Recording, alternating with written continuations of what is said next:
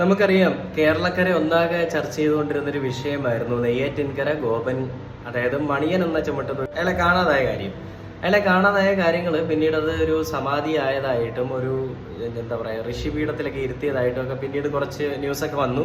ഞാനും ആ സ്ഥലത്തൊക്കെ പോയി സന്ദർശിച്ചാണ്. എല്ലാവരും ഒരുപാട് ചർച്ച ചെയ്യപ്പെട്ടൊരു വിഷയമാണ്. പിന്നീട് അതിന്റെ പോസ്റ്റ്മോർട്ടം റിപ്പോർട്ടിന് വേണ്ടിയിട്ട് പുറത്തുവിട്ടിരുന്നു. പിന്നീട് ആദ്യമായിട്ട് പോസ്റ്റ്മോർട്ടം ചെയ്യപ്പെട്ട ദൈവം എന്നുള്ള രീതിയിൽ പല കമന്റുകളും ഞാൻ കാണാനിടയുണ്ടായി.